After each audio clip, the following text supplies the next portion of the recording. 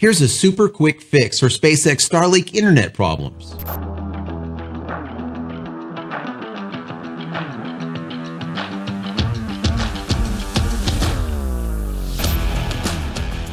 Hey everybody, welcome back to the channel. Thank you so much for once again joining me for tea time. Today we have a little bit of fireside.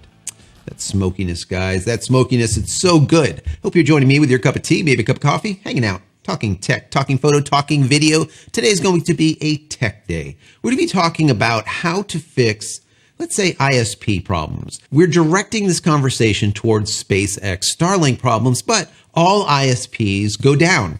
Well, if you need a service to be up 24/7, 365 days a year, you need to have some type of backup, right? And a lot of you guys have written into me and said, we're having problems with Starlink reliability where it goes down for X number of seconds, sometimes minutes. It depends on what part of the planet you're on and how many satellites are flying around you. And reliability is an issue, right? So they're saying that, listen, we're going down during a conference call or a meeting or some type of gaming or just simply streaming a movie at night or TV, and the system goes down and you get the little twirly thing and you're waiting for it to come back up. Well, how about if there's a way to fix that? And that's what we're going to be talking about today. Now, some people don't know the reason behind this. Well, some of the reasons could be like an obstruction of some kind. There could be a building in the way or maybe a tree.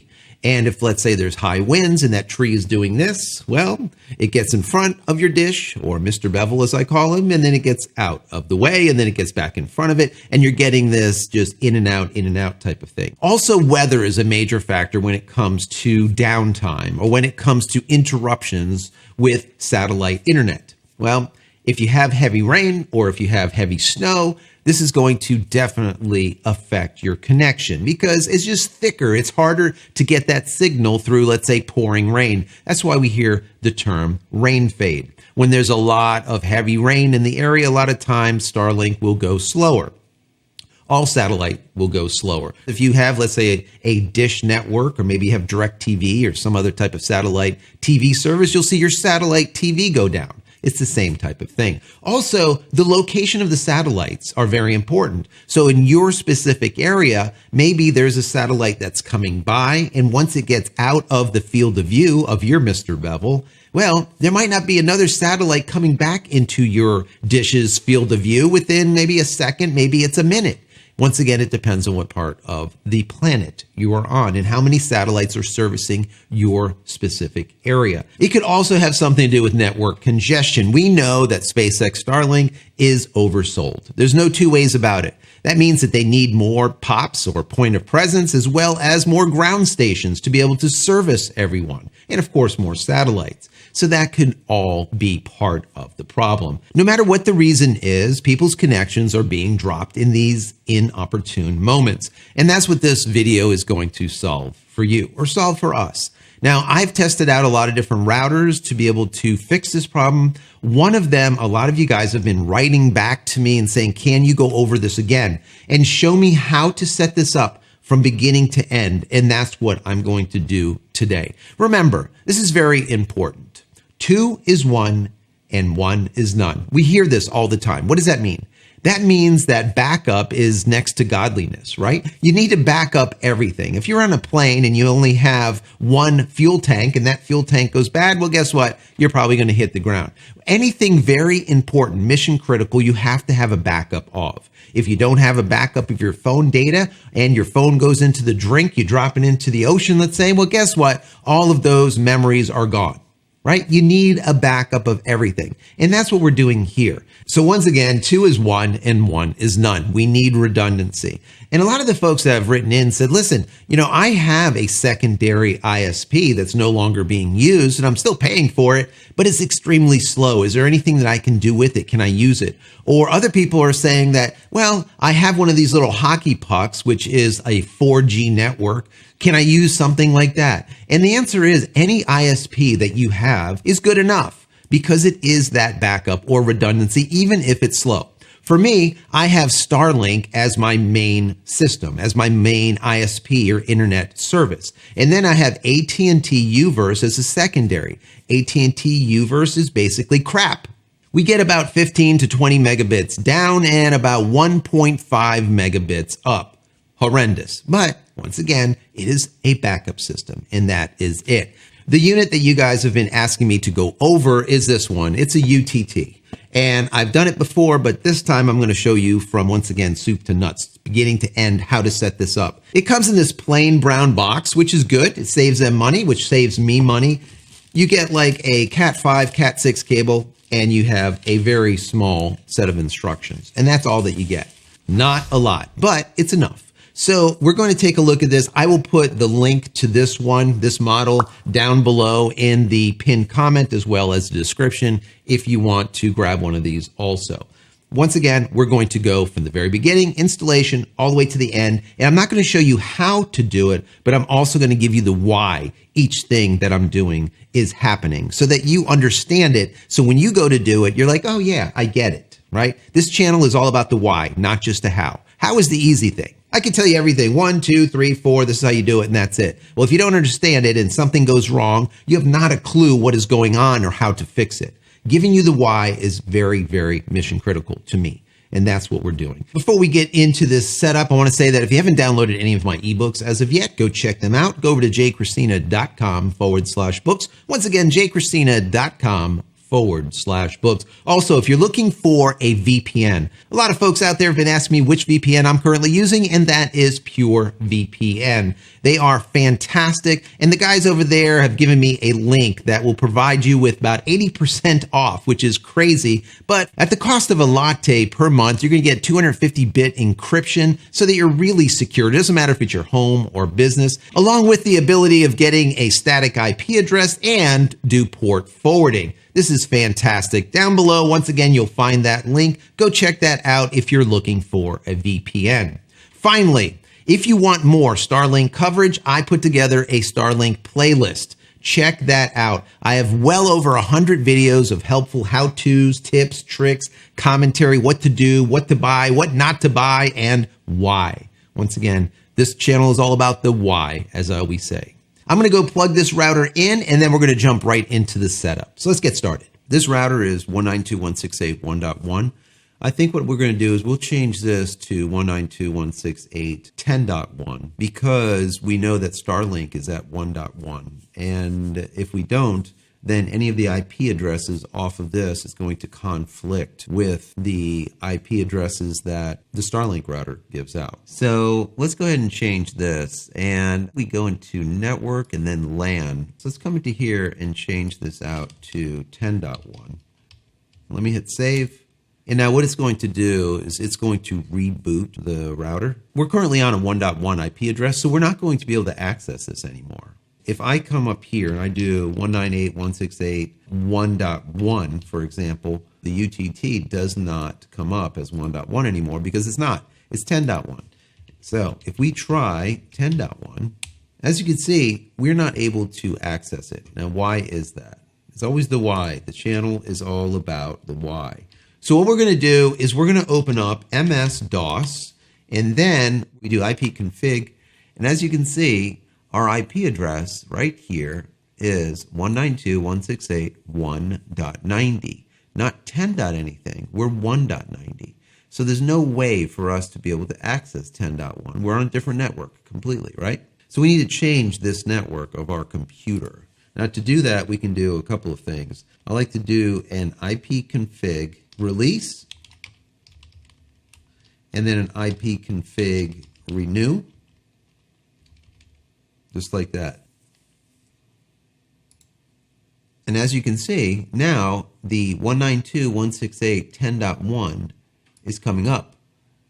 Once again, what is the why here? All right, so let's take a look. Let's do an ipconfig, hit enter. Now what has changed here? You guys can see it right here. This is what's changed. Our IP address is now 10.92 for this computer. Since we're now in the 10 dot instead of the 1 dot, we can access it. So let's go ahead and go back into the router. Next thing that we want to do is go into system configuration and then management policies. Go into administrator, and then here under admin, let's hit that. The name would be admin password. Go ahead and change this password to something like that. Confirm the password, hit save, and now it's asking us to log back in with the new password. And there we go. So now we have a new password. That's important. The next thing that we want to do is change the time of the system. I want to change that to Eastern. So let's change this to -5 UTC, and we will save that too.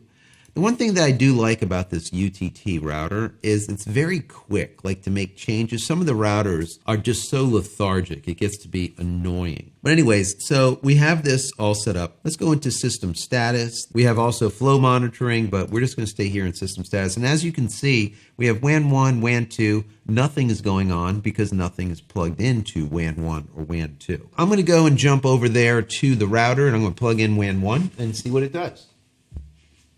All right, so I have WAN 1 plugged in.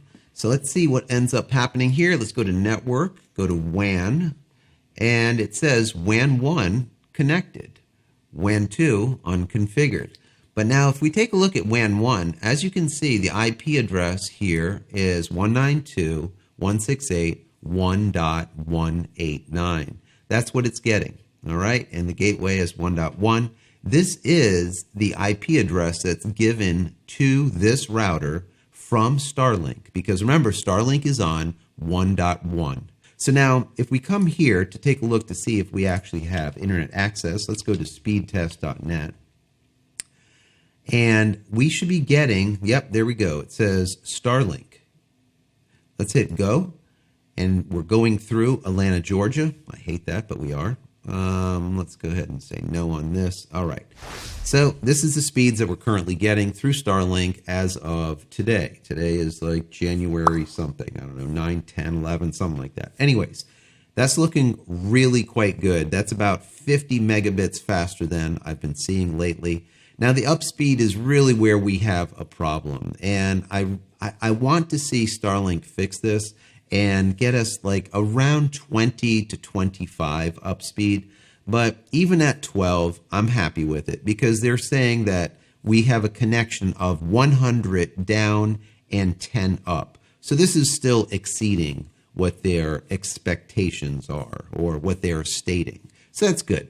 Always over-deliver and under-promise, right? So this is working good. So we can close that. Now, we see that WAN 2 is not currently configured. So I'm going to go plug in WAN 2 and see if it pops up. All right, the second WAN is now plugged in. So let's go ahead and go into WAN 2. And now in WAN 2, it's currently set for a static IP address. We don't need that. We want it to actually get an IP address. Now WAN 2, so you know, is connected to my AT&T UVerse. So let's change this to DHCP and allow it to get its DHCP settings from the AT&T router. So let me hit save. So I refresh the page. It says connected. So now WAN 1 is connected and WAN 2 is connected. Now we have an IP address here for WAN 1 and we have an IP address here for WAN 2. If we take a look here at the gateways, we can see that the data or the flow is going through two different gateways. One gateway is the 1.1 gateway. Obviously, that's Starlink. And the secondary gateway is 1.254, and that is AT&T. What we're going to do is we're going to come into here and do another speed test. Now, doing the speed test, you notice that there's something different. Instead of getting 200 plus megabits down, we're getting 15 megabits down. Why is that? Now, remember what I was telling you, we're currently on AT&T's UVerse, which only gives us about 15 to 20 megs down and about 1.5 to 2 megs up. So, obviously, as we can see here, even though it thinks that we're connected to SpaceX Starlink, we're actually going through AT&T. So some will say, well, why is it using AT&T and not using Starlink when Starlink is faster? Well, I'm glad you asked. If we go into WAN 1, you see here where it says line type and it says primary?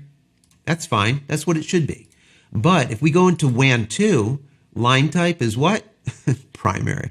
It needs to be backup, guys. It needs to be backup. So let's go ahead and save that. So now what this is telling it is the backup is AT&T and the primary is Starlink. So if Starlink goes down, it should immediately go to AT&T. So let's close this and open up a new browser window. Go to speedtest.net. So let's hit go and see what we end up for speeds. There we go. A little bit of a change, right? So instead of getting 15 meg down, we're seeing we're getting like 150 meg down, 10 times faster.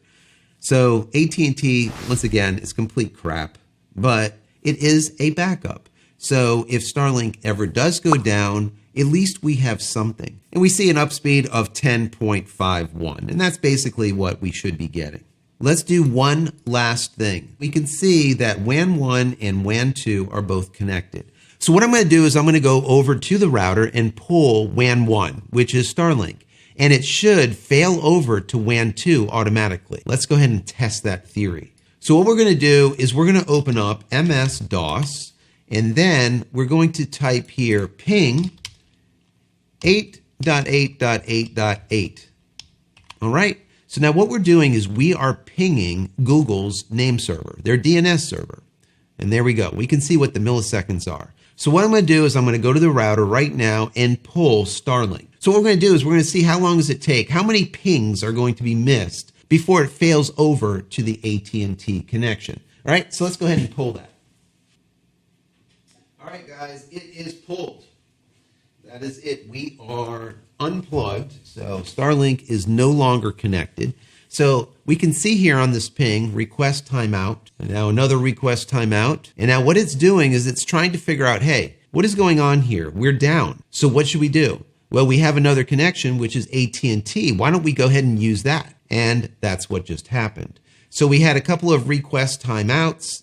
And then finally, destination host unreachable. That's when it started going through AT&T and had to sync up that gateway. So it knows now, instead of sending the traffic through 192.168.1.1, it is now sending the traffic through 192.168.1.254 gateway, right?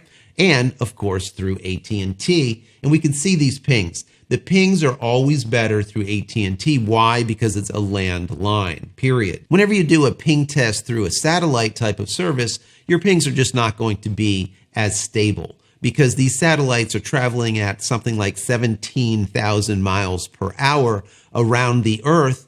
And our Starlink dish, or Dishy, or as what I call him, Mr. Bevel, is trying to connect to these things as they're flying by. So every time one gets too far away, it picks up another one that might be closer.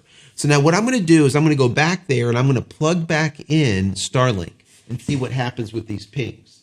Now, just so that we are all on the same page, let's shrink this up a little bit. Move that down. I'm going to open up another window and we're going to go to speed test once again. And you will see that here it says AT&T, right? And now I'm going to hit go. And what this will be is a speed test, obviously going through AT&T and not going through Starlink. And we're not doing too bad here. AT&T is doing quite well. 18.5 down, 18.8. Come on, can we hit 19? Can we? Give me 19. We cannot, but that's okay. So the down speed is 18.95. That's about all that we're going to get out of this connection. The most I've ever seen is like 20, I think 19.9 or something. So this is quite good, or for what it is, quite good. And now we're getting 1.5 up. That's normally what the connection is. The most I've ever seen was 2.0. So this is all good. I'm going to close this window, come back into here. We'll open up this ping. So this ping is still going on here. We'll just let that keep going. All right. As you can see, the ping is still nice and stable around 20 to 30. That means we are on AT&T. I'm going to go plug back in Starlink. All right, guys, so Starlink is now plugged back in. So, do we see what's happening here? Let's see. Are we going to change? Now, look at these pings. The pings were 20s, 20s, 20s, 20s, 20s, a couple of little 30s, all 20s here, maybe 131, right? But now look what happened after I plugged it back in. You see this? We see time to live changed, your TTL, from 117 to 56. So at this point right here is where the change was made, right? Because it's a different TTL. I know that because this is set up. I've set it up. So at this point is when it made that change. Now, if we go to a speed test now, go to speedtest.net and now do another speed test. Do you see what it's resolving as? It's saying, hey, you're on Starlink. Thank you. I appreciate that. So let's hit go on this. And there we go. So right now we're not getting the best service from Starlink, probably because the satellite is pulling away from us, getting further out of our area, and it's probably going to swap over to another one soon. That's why we're getting the slow speed. That's kind of funny, slow speed. Yeah, slow speed, almost 100 meg down, whereas we're getting 18 with AT&T. So it's not slow. And we're getting 8 up. I needed a sip of my tea after all that. What do you think? Pretty easy, right? Not a lot to it. And once again, this now gives us that redundancy. So when Starlink goes down or any other primary ISP goes down, the secondary picks up the slack. And then once the ISP number 1 comes back online, for us it's Starlink, guess what? It shuttles it back over to Starlink and everything is fine. We only go down for maybe 5, 10, 20 seconds maximum as it is retraining or recalibrating or changing the direction where it's sending and receiving the data. An easy way to think about this is there's a fork in the road. One path goes to Starlink, the other path goes to, for me, AT&T. And if Starlink goes down, it now reroutes and goes down this secondary path. And sometimes that does take a few seconds to do and reroute that traffic. So all inbound as well as outbound traffic goes down this path instead of that one. And then once this path comes back online and there's no obstruction any longer, it now funnels the connection that way. Very simple, super, super simple. And once again, this unit is like $60.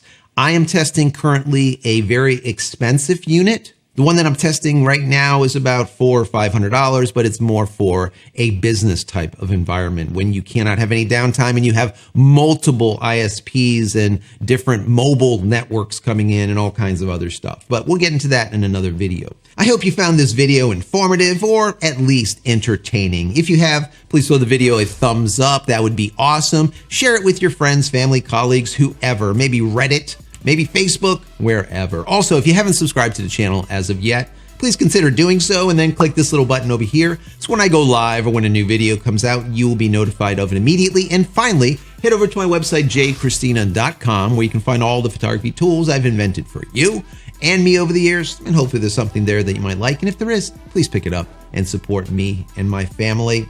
That's it, guys. I'm out of here for another vlog. Many blessings to you and your family. Stay safe, stay healthy, and we'll see you in the next one.